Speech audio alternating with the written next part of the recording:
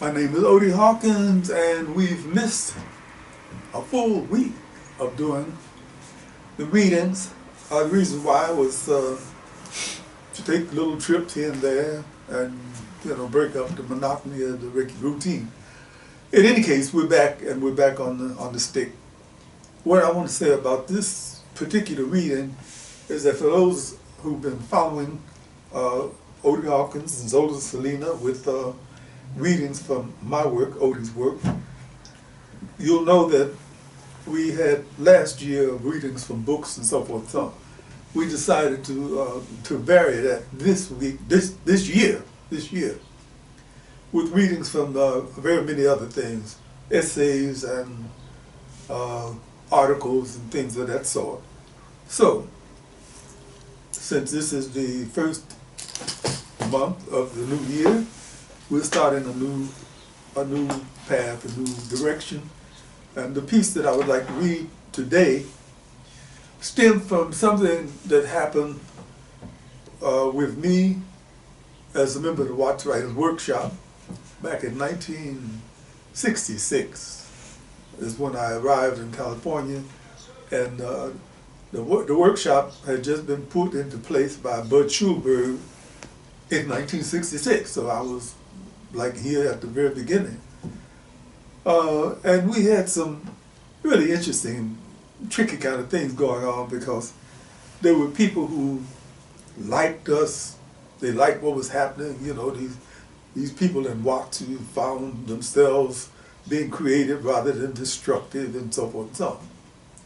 So there was a kind of a mixture of hope and mixture of brotherhood and a lot of misunderstood liberalism and a lot of understood black hatred, and it was a mess. So this detailed something that happened between, I'm not going to say it was me exactly, but it details something that happened with two guys who were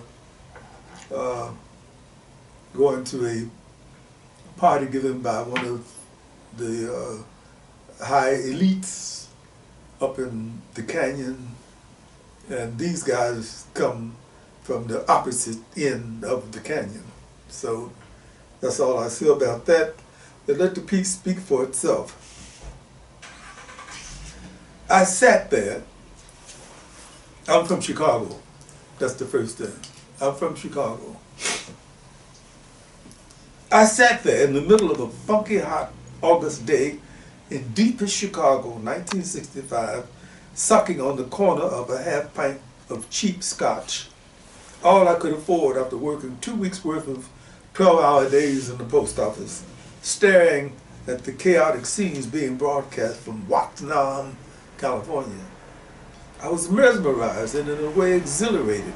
The brothers and sisters out west were saying, "You goddamn right, we're mad as hell, and we ain't gonna take this shit anymore." It was like a very hyper version of a civil rights struggle, civil rights march. My then wife, a classically gorgeous walnut brown Creole sister from New Orleans, just a dance step from Congo Square, strolled past mumbling, "Lord have mercy, will you look at what them fools is doing, burning their own neighborhoods up."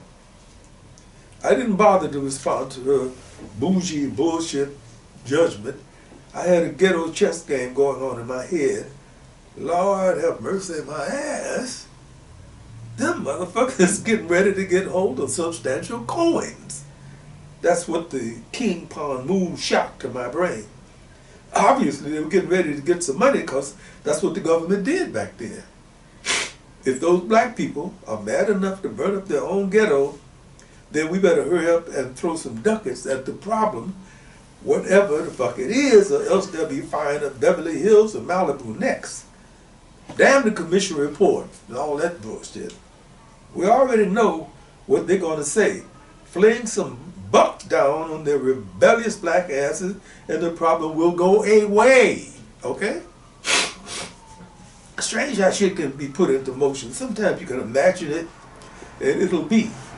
Oh, I must say, in addition to everything else, this is adult material, so there might be words that would be inappropriate for people who are not quite adults to listen to. So be forewarned. Strange how shit can be put into motion. Sometimes you can imagine it and it'll be. I prayed for the circumstances to open up, to widen the cracks that would give me the opportunity to make it to the coast. I made evolves. I put in for a transfer for the LA post office. They had some kind of weird ass transfer deal at the time that would allow you to go somewhere else if someone somewhere else wanted to be where you were. Kind of a postal musical chairs number. I don't know why, but some funky chump at the Beverly Hills PO, was the motherfucker crazy? Wanted to relocate to Chicago. Never found out who he or she was and didn't give a shit. Part one of my plan had fallen into place. We switched up.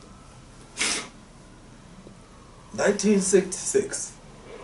Bert Schulberg on the waterfront had put his most humane instincts to work and come up behind the Watts Writers Workshop. Kiss a dick, never saw anything like it before, or unfortunately, nothing like it since. Seemed that damn near everybody had discovered they could sing, dance, act, paint, philosophize, write, poetize, be for real. A jet-lagged carpetbagger, I dived into the mix the minute the plane docked. In the wake of the revolt, which most of the usual mainstream suspects still want to label a riot, Watts was in artistic ferment. The Watts Writers Workshop, y'all, right there at 103rd, next to the railroad track, had so many world-class poet writers, it was unreal. K. Curtis Lyle, I Can Get It For You Wholesale. Quincy Troop, Miles Davis, Cookie Man. Wanda Coleman, Eric Priestley, God is the Sun.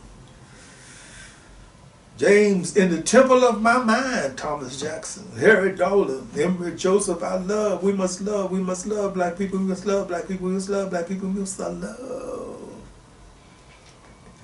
Evans, Stanley Negroes Crouch. Sonora McKellar, saw TV the other night. Ojinki, Johnny Scott, which took him to Harvard's hood. Kamal Cliff on the Edge, Daoud. George Wesley, the winking keisters in the shower at Quentin Borland. Charlene, me bad poet, he knocked me up with his karate chopped Grant. Elby Whitney, people who only came once or twice. The Watts Prophet, Richard Dado, Anthony Father M.D. Hamilton, D.D. McNeil, and Otis O'Solomon came out of this jambalaya. The competition, which is not what it really was, if you relate to rap slashers and back to bebop bashes, was something fierce. Critiques could be switchblade sharp. I'd suggest you unplug your fucking ears, brother, in order for you to really get a clear understanding of what the poem is saying. If your shit was not way up, the best way to survive the evening was by being extremely cool, like quiet. The serious could become so tenderly soulful that we simply wanted to cry, embrace our Africanity and hear it again. Especially the stuff that some of the middle-aged sisters wrote, stuff about what it felt like to wash windows, to wash dishes in your own little ghetto bungalows, and look at the sparrow shitting on the windowsills on their window ledge. Oh, it makes me feel choked up right now. Yeah, right. My then wife, the gorgeous one, who didn't give a shit about anything that didn't rhyme with money, thought I had completely blown my cool when I announced that I was going to be a writer. Believe me, the Watts Writers Workshop inspired that kind of craziness. That's cool with me, Mr. Man, you being a writer and all, but how are we going to feed the kids, pay our bills, deal with these white folks? I didn't have an answer for these perfectly legitimate questions, and I didn't look too hard for one. I was going to be a writer. Fuck everything else. Creativity.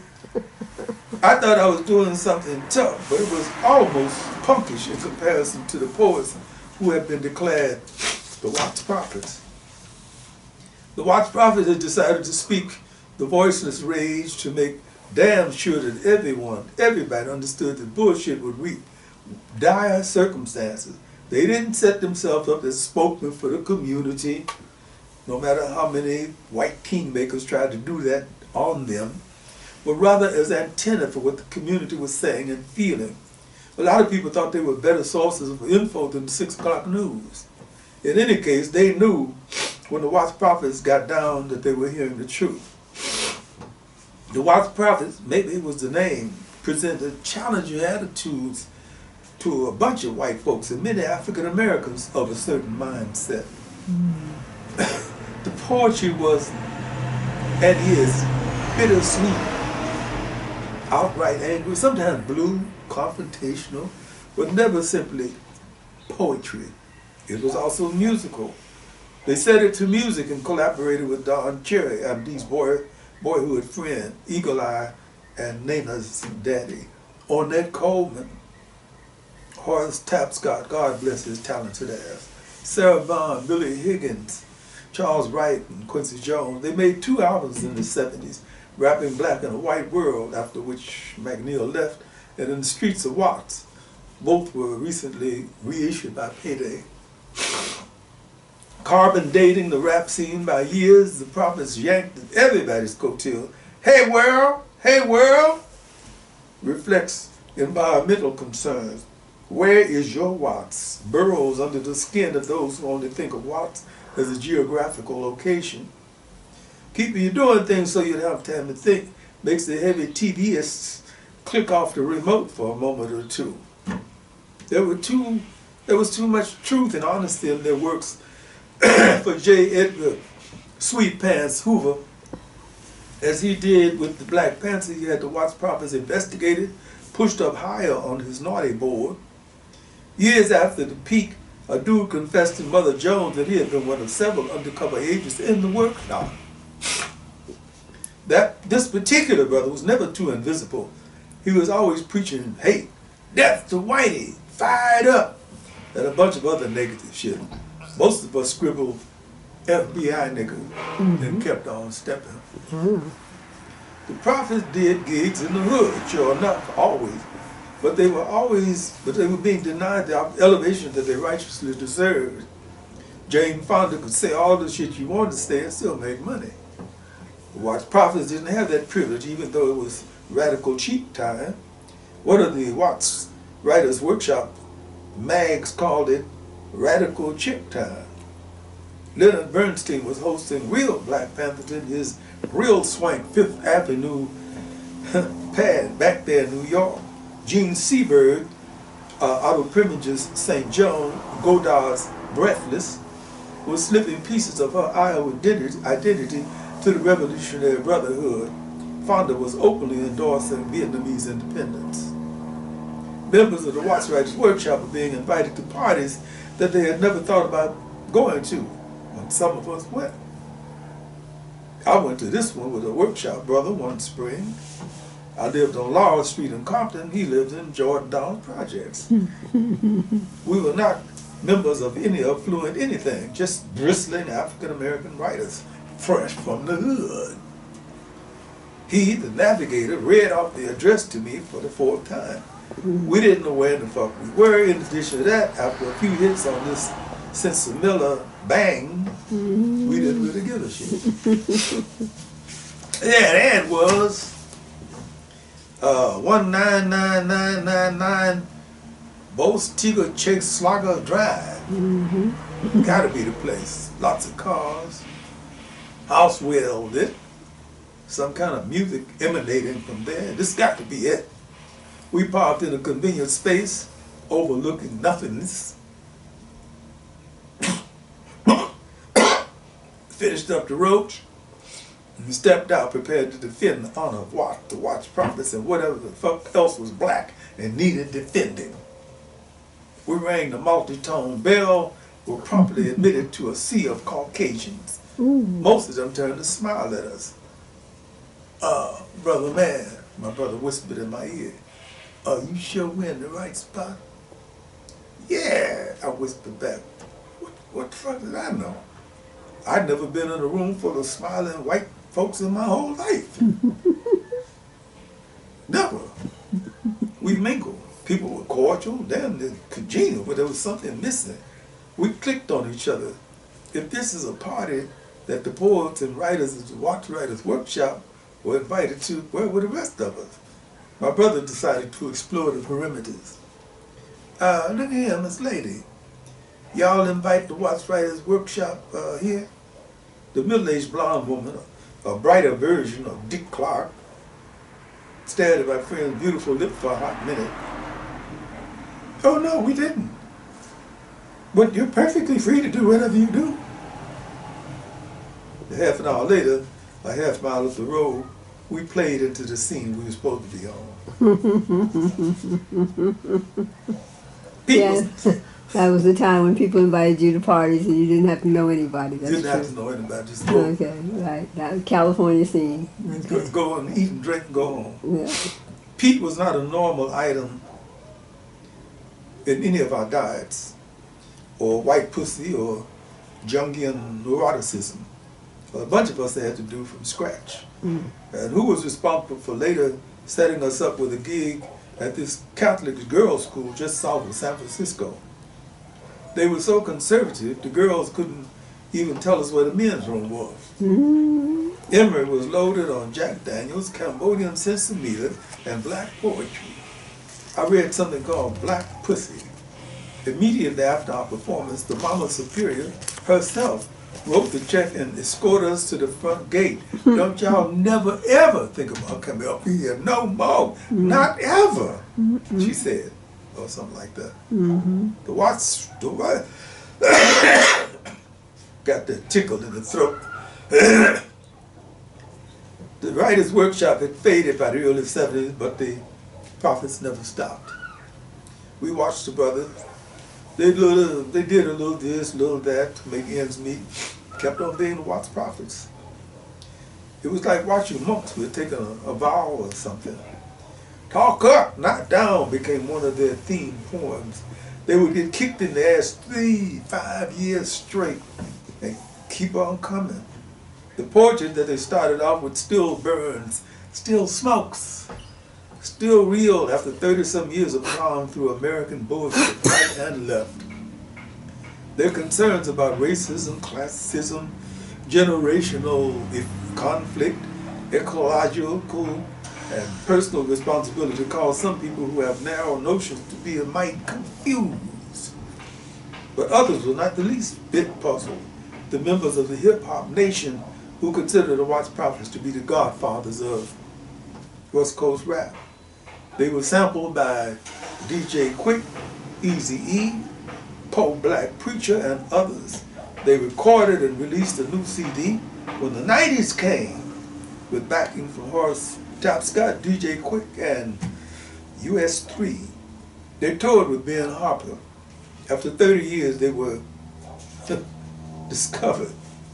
Over the course of the past few years, after performances at colleges and universities, strange enough to this very moment, we've never been invited to perform at one of the historically black colleges, Hamilton says. Festivals, jazz venues, young people's concerts, writers' conferences, churches, hospitals, conventions, and God only knows what else. The Watts Prophets are beginning to receive their props. It's about time. As for the workshop itself, it was encouraged into being by a stuttering Jewish intellectual, and Bud Schulberg must always be given his props for what he did. He was successful and had nothing to gain by putting his name, his vibe, and his ass on the line. Since the workshop fell apart, some say pulled apart by J. Edgar Sweetpants Hoover. Since the workshop fell apart, no replacement has come forth. And we bleed again, as usual, because the youth in Watts, and all of our Wattses, have not been asked to rechannel its energies positively. As long as this shit is funky, there's always going to be a need for a Watts Writers Workshop, whether we have one or not. And that's what happened. I see you got a tickle in your throat too. So that's the first of the articles that I'll be reading. It will not always be just simply an article. It might be another kind of writing, maybe But for those who are not an familiar, essay. but for those who are not familiar with the artists and writers of that time, it's a very good. Okay, it's an introduction to some. I have to say, at this point in time, the Watts Prophets have been splintered by death. Odie Zola, when last seen, was having mental issues. Richard Dado is dead. Anthony Hamilton has been having health issues. So they're not out there the way they should be, or they were about to be. But it took them, I had 30 years here, let's add 20 on to that. So you're talking about 50 years later, they are being, I want to say rediscovered, but it's too late. The work will live, but they won't. Well, a new work, hopefully, especially by Anthony. Hopefully. Yes. Okay. Let's see what happens. I'm going to get back to you. Your website is www.odiehawkins.com, and you're on Amazon or Google Odie Hawkins to find his books and a variety of other works, including radio plays. Thanks a lot, Zola. You're welcome. I'm glad you were able to accompany me this afternoon. I wouldn't have been able to do it without you because you're my heart. Likewise, my love. Likewise. And having said all that, Yes. Bye, Alfred.